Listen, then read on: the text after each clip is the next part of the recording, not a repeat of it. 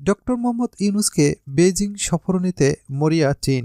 Doctor ইউনূসের জন্য পাঠাতে চায় বিশেষ উড়োজাহাজ।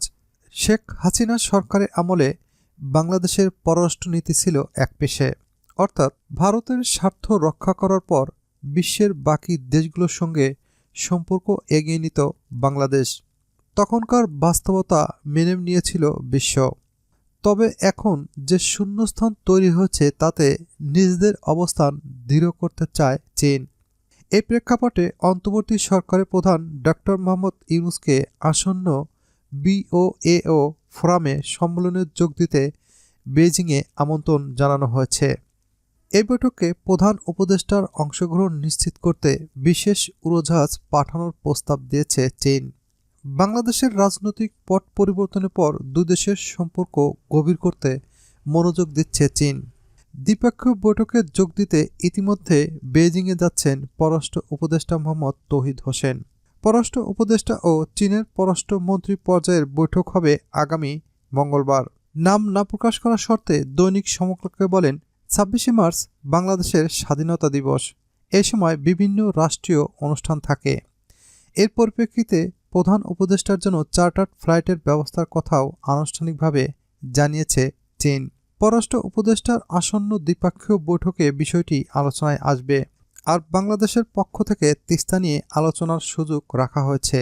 চীনের অর্থায়নে তিস্তা প্রকল্প নিয়ে ঢাকা চীনের রাষ্ট্রদূত ইয়াও ওনের কাছে জানতে চাইলে লিখিত উত্তরে দূতাবাস থেকে জানানো হয়, তিস্তা নদীর সমন্বিত ব্যবস্থাপনা প্রকল্পে কমপক্ষে ২ কোটি বাংলাদেশি উপকৃত হবে।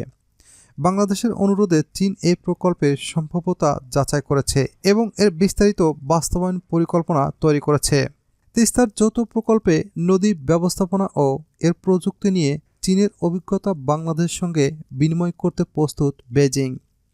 এখন এই প্রকল্প বাস্তবায়ন করবে কিনা সেই সিদ্ধান্ত সম্পূর্ণ বাংলাদেশের উপর। চীন বাংলাদেশের সিদ্ধান্তকে সম্মান করবে। শেখ হাসিনা সরকার পতনের পর দিল্লির সঙ্গে ঢাকার সম্পর্কের উষ্ণতা কমে গেলেও সম্পর্ক এগিয়ে নেওয়ার দরজা খোলা রেখেছে চীন।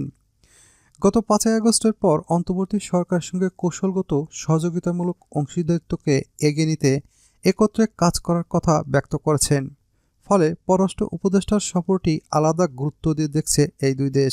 বৈঠকে দ্বিপক্ষীয় স্বার্থ সংশ্লিষ্ট বিষয়াদির পাশাপাশি গুরুত্ব পাবে আঞ্চলিক ভূরাজনৈতিক কৌশল। সফরে বাংলাদেশের নিজ স্বার্থকে গুরুত্ব দেওয়ার পাশাপাশি আঞ্চলিক স্বার্থগুলো বিবেচনা রাখবে।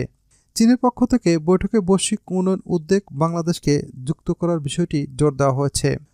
পরিবর্তিত প্রেক্ষাপটে আঞ্চলিক ভূরাজনীতিতে চীনের সঙ্গে সম্পর্ক এগিয়ে নেওয়া নিয়ে সম্প্রতি পররাষ্ট্র উপদেষ্টা বলেন, বাংলাদেশের জন্য ৩টি অত্যন্ত গুরুত্বপূর্ণ দেশ ভারত, চীন ও যুক্তরাষ্ট্র।